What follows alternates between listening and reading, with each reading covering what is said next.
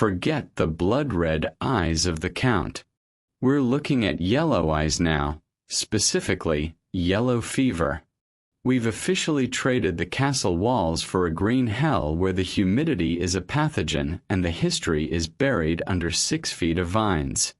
Before we hack through the first mile, register for the trek, subscribe, and authorize the supply drop like. I'm also checking the deployment zones in the comments. Where are my fellow explorers tuning in from today? We're starting Incidents of Travel in Central America. This isn't a vacation. It's a biological endurance test. Stevens and Catherwood are walking into a 19th century civil war with nothing but a diplomat's badge and a thirst for ruins. It's high stakes, it's feverish, and it's completely real. Check your pulse. Watch the shadows. The jungle is breathing. Let's go. Incidents of Travel in Central America, Chiapas, and Yucatan. Chapter 1. On Wednesday, the 3rd of October, 1839, we embarked at New York on board the British brig Mary and Hampton Master for the Bay of Honduras. The brig was lying in North River, with her anchor apeak and sails loose, and in a few minutes, in company with a large whaling ship bound for the Pacific, we were underway. It was before 7 o'clock in the morning. The streets and wharf were still. The battery was desolate, and at the moment of leaving it on a voyage of uncertain duration, seemed more beautiful than I had ever known it before. Opposite the quarantine ground, a few friends who had accompanied us on board left. In an hour the pilot followed. At dusk the dark outline of the highlands of Neversink was barely visible, and the next morning we were fairly at sea. Hurried on by a strong northeaster, on the 9th we were within a region of the trade winds, on the 10th within the tropics, and on the 11th, with the thermometer at 80 degrees, but a refreshing breeze, we were moving gently between Cuba and Street Domingo, with both in full sight. For the rest, after 18 days of boisterous weather, drenched with tropical rains, on the 29th we were driven inside the Lighthouse Reef and, avoiding altogether the regular pilot ground, at midnight reached St. George's Bay, about 20 miles from Balize. A large brig, loaded with mahogany, was lying at anchor, with a pilot on board, waiting for favorable weather to put to sea. The pilot had with him his son, a lad about 16, cradled on the water, whom Captain Hampton knew, and determined to take on board. It was full moonlight when the boy mounted the deck and gave us the pilot's welcome. I could not distinguish his features, but I could see that he was not white, and his voice was as soft as a woman's. He took his place at the wheel, and, loading the brig with canvas, told us of the severe gales on the coast, of the fears entertained for our safety, of disasters and shipwrecks, and of a pilot who, on a night which we well remembered, had driven his vessel over a sunken reef.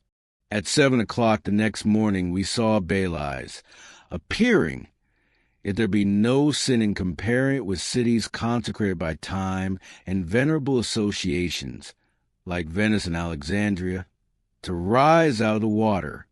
A range of white houses extended a mile along the shore, terminated at one end by the government house, and at the other by the barracks, and intersected by the river Balize, the bridge across which formed a picturesque object, while afore on the little island at the mouth of the river, the spire of a Gothic church behind the government house, and groves of cocoa-nut trees, which at that distance reminded us of the palm trees of Egypt, gave an appearance of actual beauty.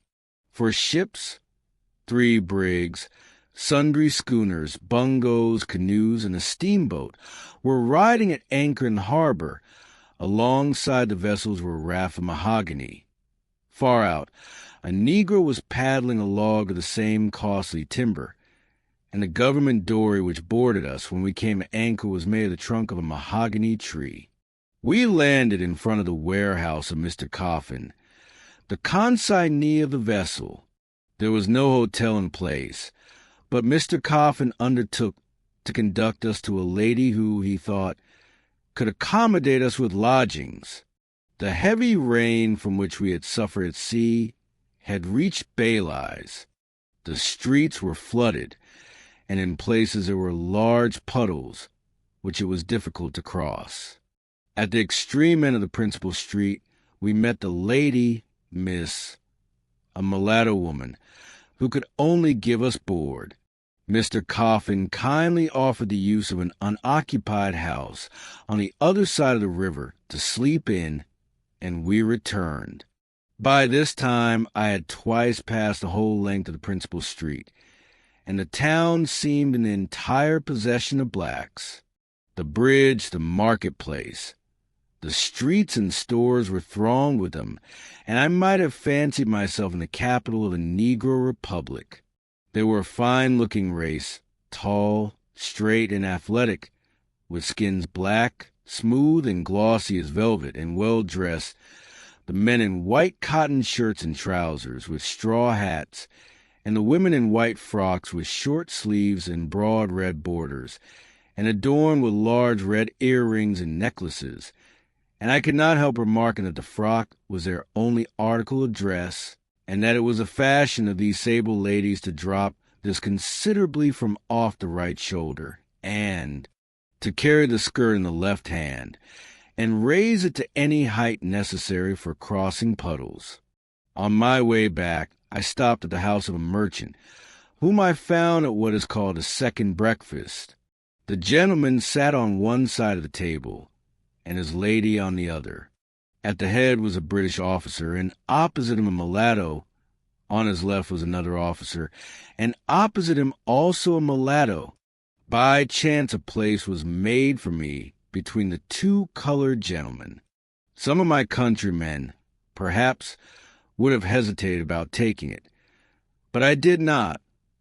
Both were well-dressed, well-educated, and polite. They talked of their mahogany works, of England, hunting, horses, ladies, and wine, and before I had been an hour in Balize, I learned that the great work of practical amalgamation, the subject of so much angry controversy in the States, had been going on quietly for generations, that color was considered mere matter taste, and that some of the most respectable inhabitants had black wives and mongrel children, whom they educated with as much care, and made money for with as much zeal as if their skins were perfectly white.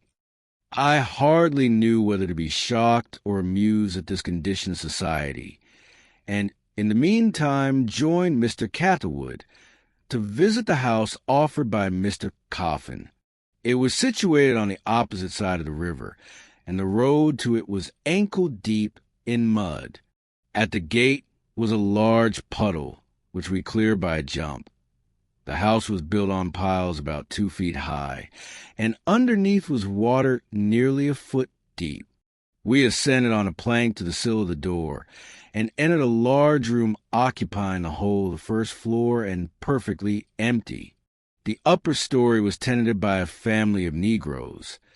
In the yard was a house swarming with Negroes, and all over, in the yard and in front, were picturesque groups of little Negroes of both sexes, and naked as they were born. We directed the room to be swept and our luggage brought there. And as we left the house, we remembered Captain Hampton's description before our arrival, and felt the point of his concluding remark that Balize was the last place made. We returned, and, while longing for the comfort of a good hotel, received through Mr. Goff, the Consul of the United States, an invitation from His Excellency, Colonel MacDonald, to the Government House, and information that he would send the Government dory to the brig for our luggage. Holding an appointment under Government for the first time, and not being sure of ever holding another, I determined to make the most of it, and accepted at once His Excellency's invitation.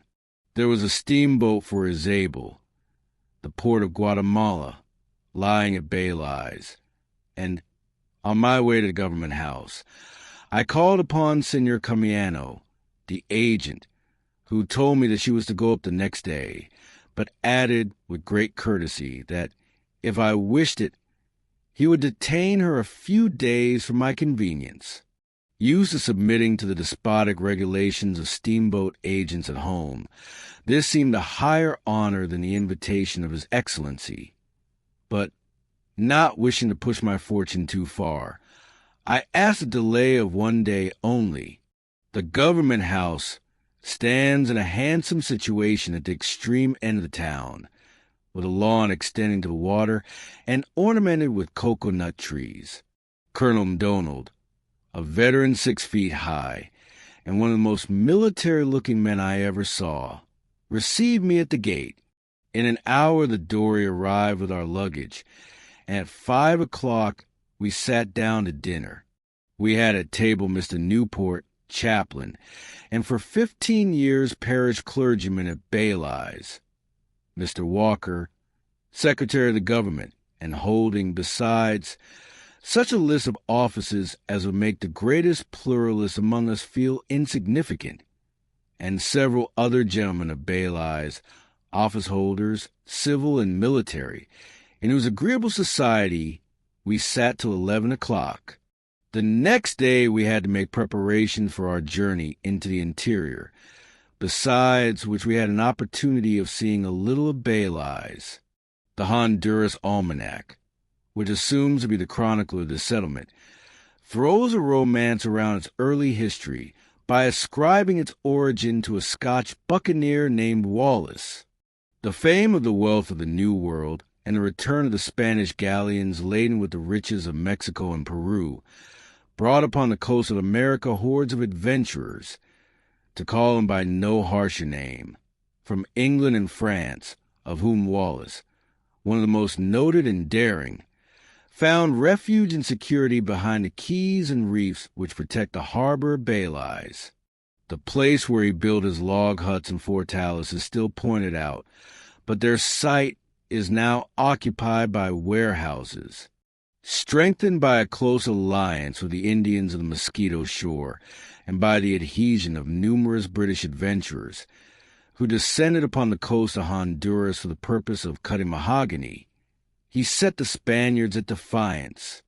Ever since, the territory of Balize has been the subject of negotiation and contest, and to this day the people of Central America claim it as their own. It has grown by the exportation of mahogany, but as the trees in the neighborhood have been almost all cut down, and Central America is so impoverished by wars that offers but a poor market for British goods, the place is languishing and will probably continue to dwindle away until the enterprise of her merchants discovers other channels of trade. At this day it contains a population of 6,000, of which 4,000 are blacks, who are employed by the merchants and gangs as mahogany cutters. Their condition was always better than that of plantation slaves. Even before the act of general abolition of slavery throughout the British dominions, they were actually free, and on the 31st of August, 1839, a year before the time appointed by the act, by a general meeting and agreement of proprietors, even a nominal yoke of bondage was removed. The event was celebrated, says a Honduras almanac, by religious ceremonies, processions, bands of music, and banners with devices. The sons of Ham respect the memory of Wilberforce. The Queen, God bless her, Donald forever, civil and religious liberty all over the world. Nelson Shaw, a snowdrop of the first water, continues the almanac, advanced His Excellency, Colonel MacDonald, and spoke as follows: On the part of my emancipated brothers and sisters, I venture to approach your Excellency, to entreat you to thank our most gracious Queen for all that she has done for us. We will pray for her, We will fight for her, and if it be necessary, we will die for her. We thank your Excellency for all you have done for us. God bless your Excellency. God bless Her Excellency, Mrs. MacDonald, and all the royal family. Come, my countrymen, hurrah! Dance, ye black rascals! The flag of England flies over your heads, and every rustle of its folds knocks the fetters off the limbs of the poor slave. Hababu Cockalorum G. The Negro schools stand in the rear of the government house, and the boys' department consisted of about 200, from 3 to 15 years of age, and of every degree of tinge, from nearly white down to 2 little native Africans, bearing on their cheeks the scars of cuts made by their parents at home. These last were taken from on board a slave ship captured by an English cruiser brought into Belize, and, as provided for by the laws, on a drawing by lot, fell to share a citizen, who, entering into certain covenants for good treatment, is entitled to their services until they are 21 years old. Unfortunately, the master was not present, and I had no opportunity of learning the result of his experience in teaching. But in this school, I was told, the brightest boys, and those who had improved most, were those who had in them the most white blood. The mistress of the female department was experienced in teaching, and she told us that, though she had had many clever black girls under her charge, her white scholars were always the most quick and capable. From the Negro school, we went to the Grand Court. It had been open about half an hour when we entered. On the back wall, in a massive mahogany tablet, were the arms of England. On a high platform beneath was a large circular table, around which were heavy mahogany chairs with high backs and cushions. The court consists of 7 judges, 5 of whom were in their places. One of them, Mr. Walker, invited me to one of the vacant seats. I objected, on the ground that my costume was not becoming so dignified a position. He insisted, and I took my seat in a roundabout jacket upon a chair exceedingly comfortable for the administration of justice. As before remarked, 5 of the judges were in their places, one of whom was a mulatto. The jury was empaneled, and 2 of the jurors were mulattoes. One of them, as the judge who sat next me said, was a Sambo, or the descending line, being the son of a mulatto woman and a black man. I was at a loss to determine the caste of a third, and inquired of the judge, who answered that he was the judge's brother, and that his mother was a mulatto woman. The judge was aware of the feeling existing in the United States with regard to color, and said that in Balize there was, in political life, no distinction whatever, except on the ground of qualifications and character, and hardly any in social life, even in contracting marriages. I had noticed the judges and jurors, but I missed an important part of an English court. Where were the gentlemen of the bar? Some of my readers will perhaps concur with Captain Hampton that Balize was the last place made, when I tell them that there was not a single lawyer in the place, and never had been.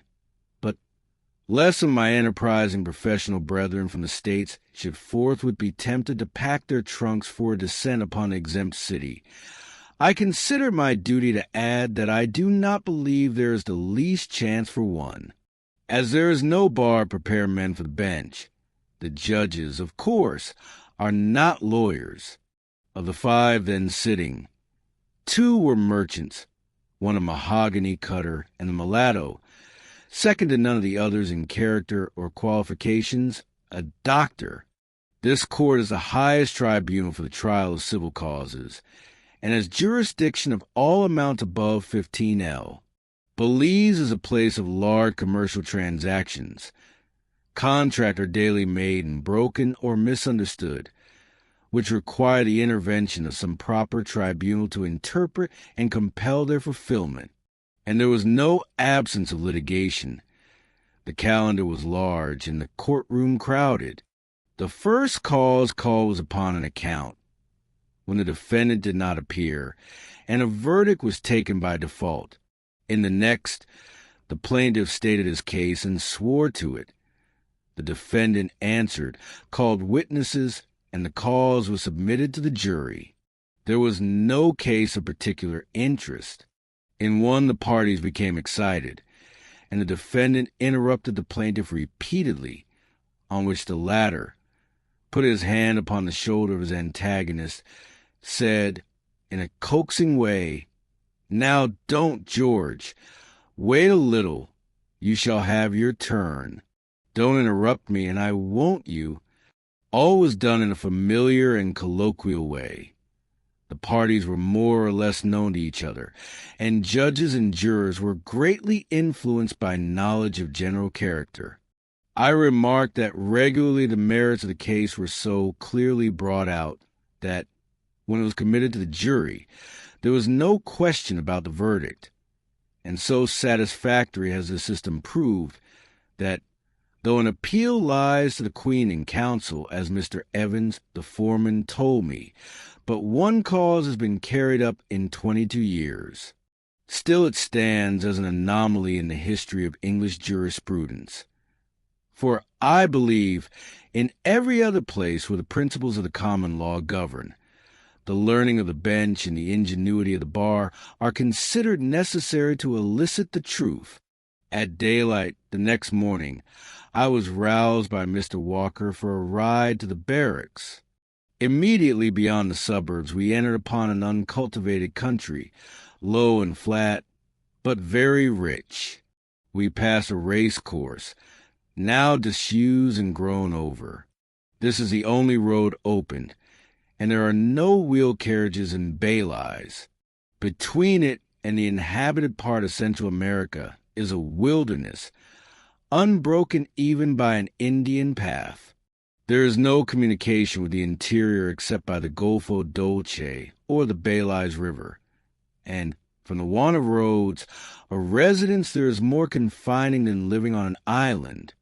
The reader will perhaps ask how I bore all these honors. I had visited many cities, but it was the first time that flags and cannon announced to the world that I was going away. I was a novice, but I endeavored to behave as if I had been brought up to it. And to tell the truth, my heart beat and I felt proud, for these were honors paid to my country and not to me. To crown the glory of the parting scene, my good friend Captain Hampton had charged his 2 4-pounders, and when the steamboat got under way he fired one, but the other would not go off. The captain of the steamboat had on board one puny gun, with which he would have returned all their civilities, but, as he told me, to his great mortification, he had no powder. The steamboat in which we embarked was the last remnant of the stock in trade of a great Central American agricultural association, formed for building cities, raising the price of land, accommodating emigrants, and improvement generally. On the rich plains of the province of Verapaz, they had established the site of New Liverpool, which only wanted houses and a population to become a city.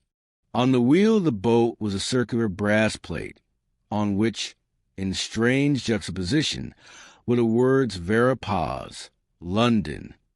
The captain was a small, weather-beaten, dried-up old Spaniard, with courtesy enough for a Don of old.